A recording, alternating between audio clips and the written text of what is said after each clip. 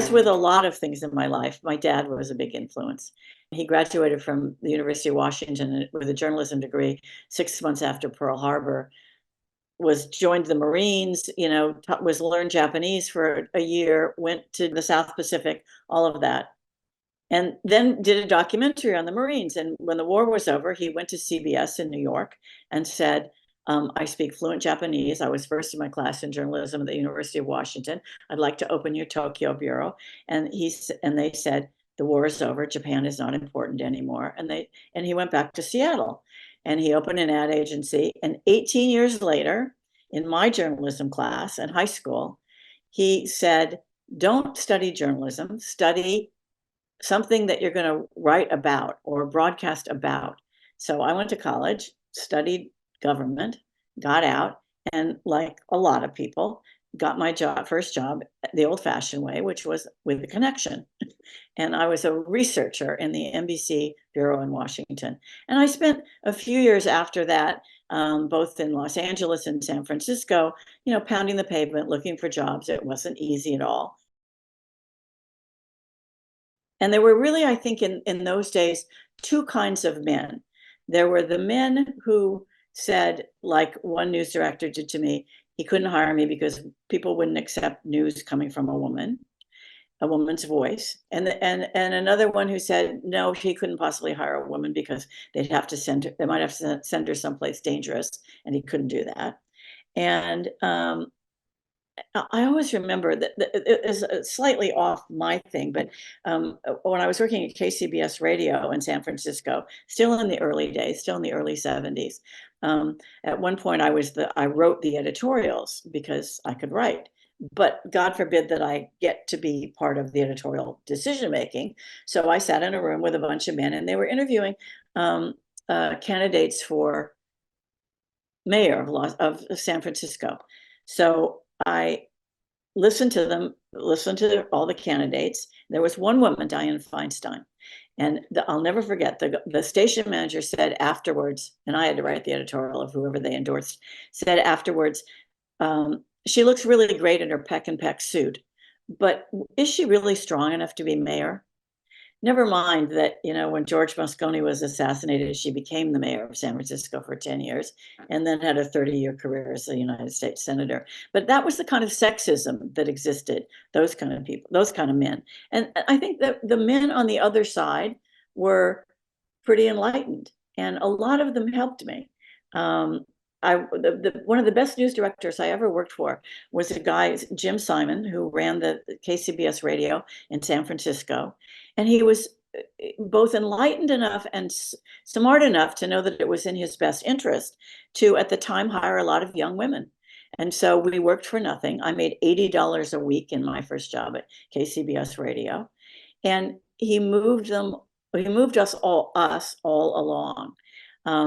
He was the best newsman I ever worked with for another reason. He never went to college, but he was totally street smart. He was really smart. But so he got the advantage of a lot of young women who were going to work really hard and who were pretty good.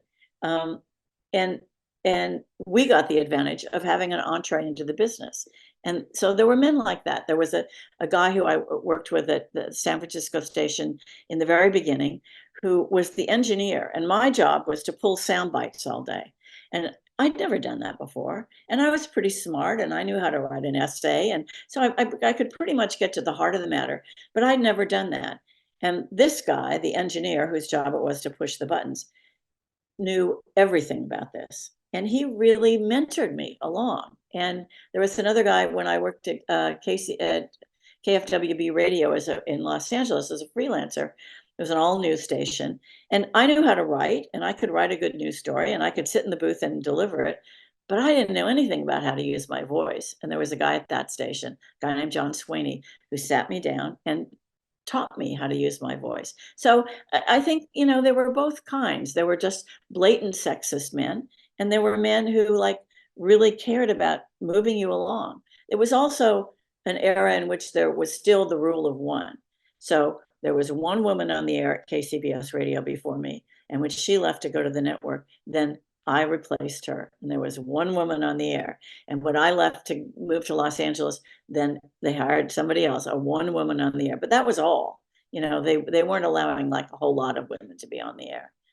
There was one instance of, I still to this day think it was sexism, but I'm not absolutely positive.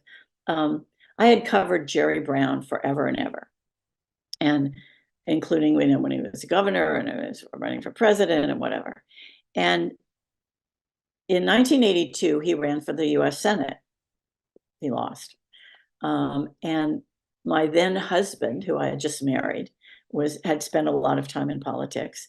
And so after all this that I'd done in politics and covering Jerry Brown and covering the presidential campaign and everything, NBC decided that I couldn't cover that race because my husband was involved. And I argued, well, I'm it doesn't make any difference. I'm a professional. I know all this stuff about him. I'm perfectly qualified to do this. And they said no.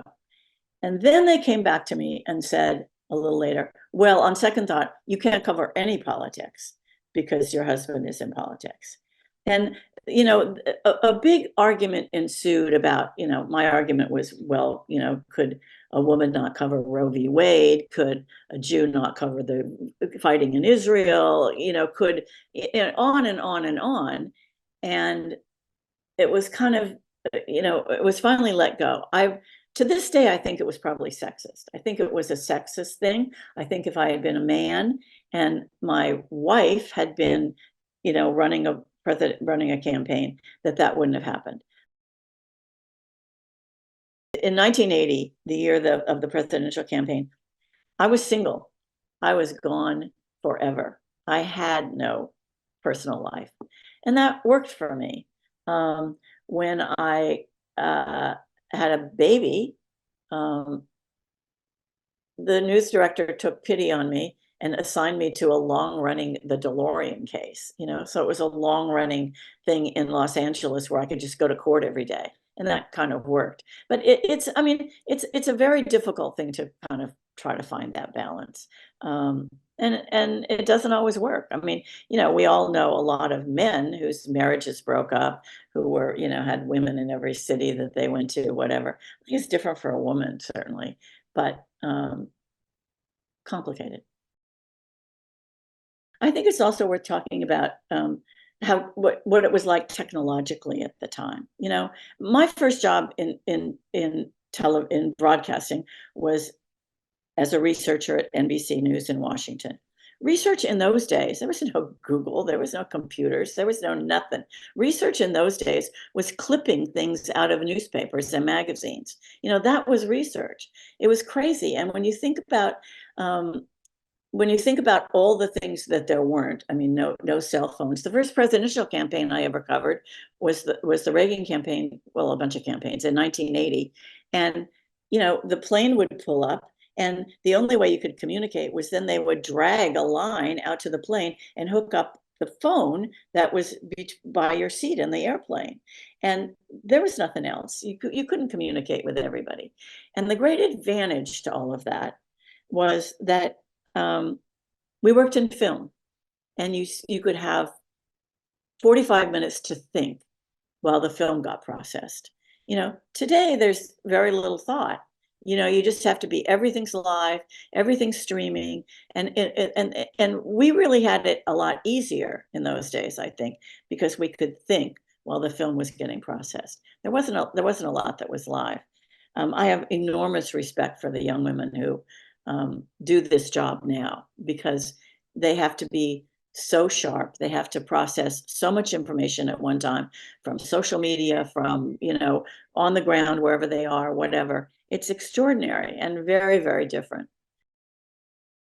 Part of it, there's a thing about being human. I've never worked in a war zone. I have not been exposed to the horrors of, what women today, and I have enormous respect for them, are exposed to. But I remember a couple of times when I kind of lost it. One was when Patty Hearst was abducted. We covered that story for like a year. endless stories. The day of the SLA shootout in South LA, I don't know how many people remember that. Symbionese Liberation Army had holed up in a house in South LA. You know, everybody was trying to chase them to find out where they were. And, you know, I was actually stopped by the police and almost arrested because I was a young blonde woman in South LA driving around looking for them. And that didn't seem right to them. And they thought maybe I was Patty Hearst. But as you recall, that day they fired all these projectiles into the house where the SLA members were. And the house burned down and they all died. And at the time, we didn't know whether Patty Hearst was in there or not. It was it was a bad time. I got totally beat on the story because in those days you could only get one signal out with the truck, and the ABC station got it out first, and so I was left in the cold until mop up time. You know, when you did all the other stuff you did, but they were the ones who covered it live, and then of course everybody else stole their signal. But I remember getting in the car to drive back to the station. By now it's night and we've wrapped up everything, and I just burst into tears, and I had to pull over on the side of the freeway.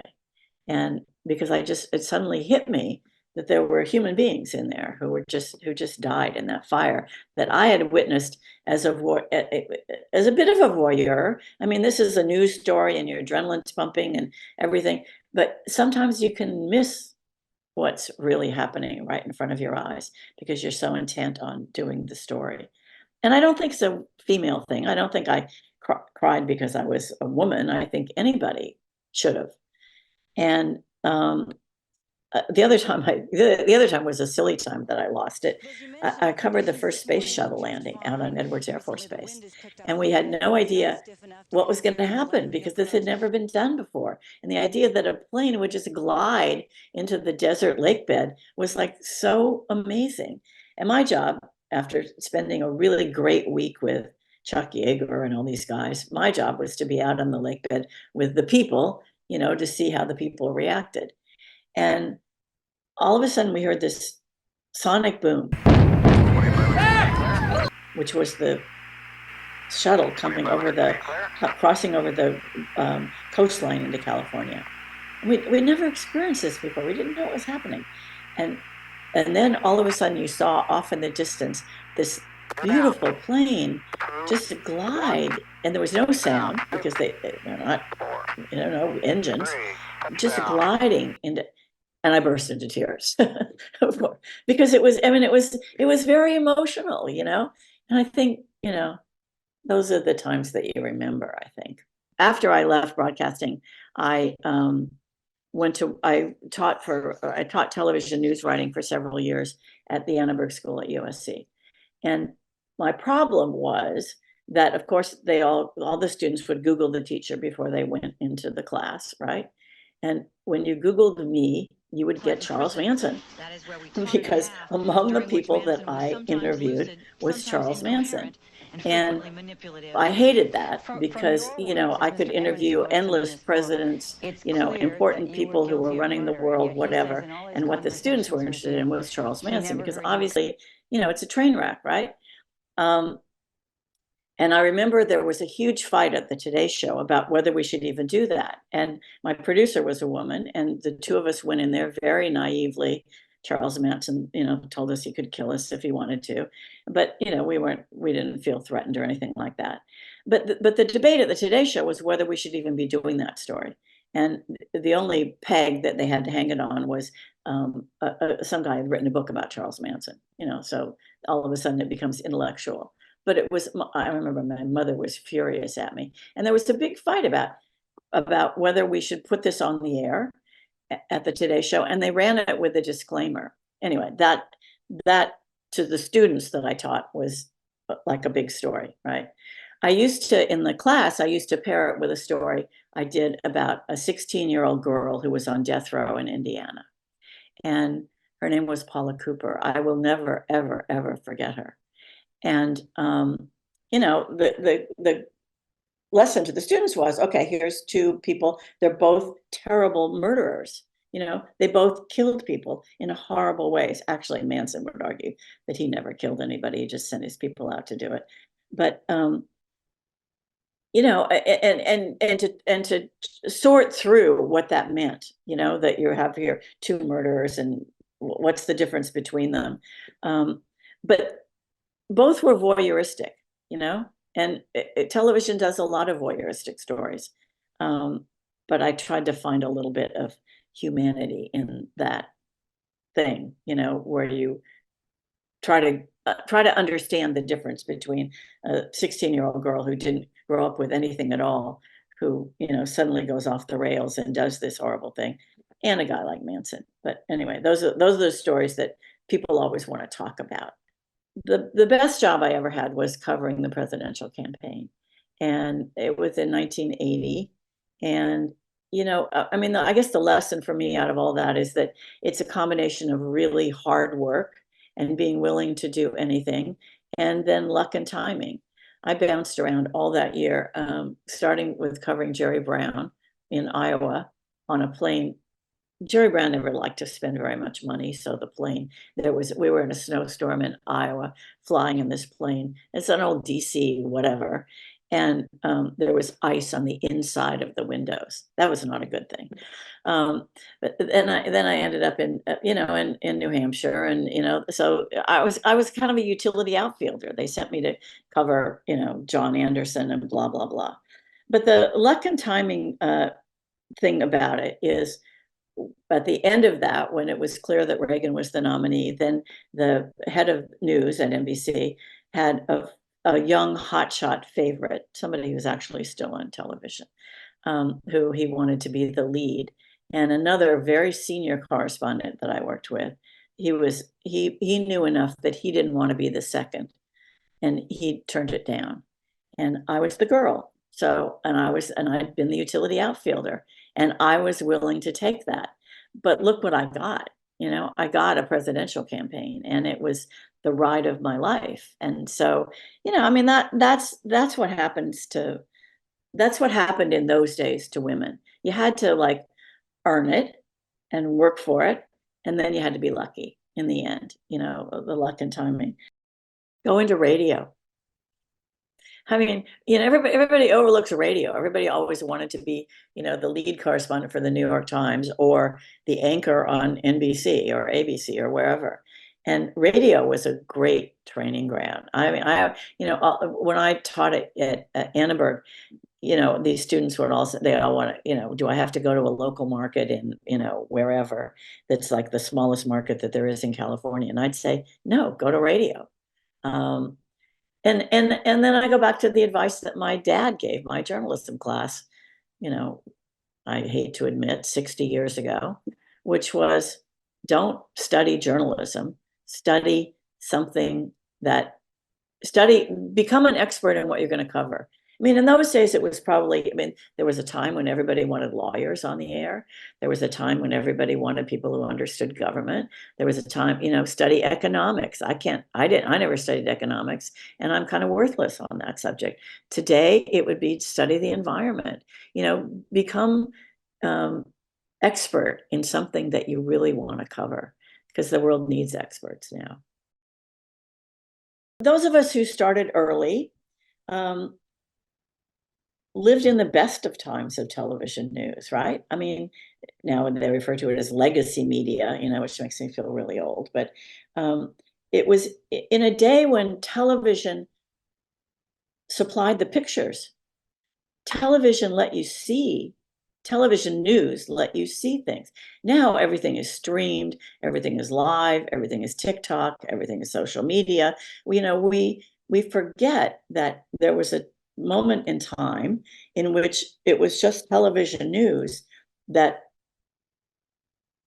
allowed us to see the rest of the world. And to have worked in that time, I just feel extraordinarily lucky. First of all, television was spending money to do that. I mean, they spent money on a lot of dumb things. I mean, one time I remember, the producers in New York decided that there were cows eating potatoes in Idaho because they had a surplus of potatoes. So nothing would do but that a producer and a crew and I should get on a plane in Los Angeles for a large amount of money and fly to Idaho and then fly back to Salt Lake City and cut the story all in a day. And like, that was really stupid, right?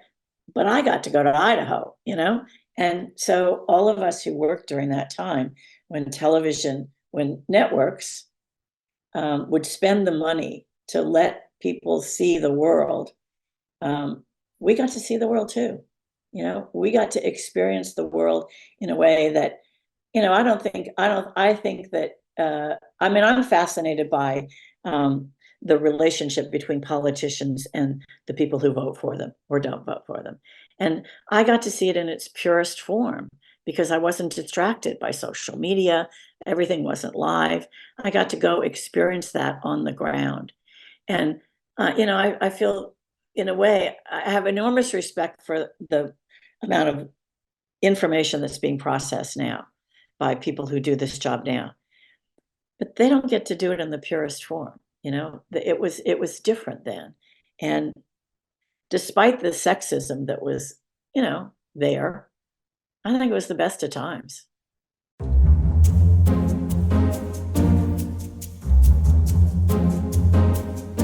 We don't have anything in the first segment. You're kidding me. No, I'm not kidding you. Hello, EDR. Get a tape rolling right now. In the break, 110. I'll tell you what. Just put it in Cassidy's and I'm gonna feed both of them. I'll feed everything. Did you get that thing? I just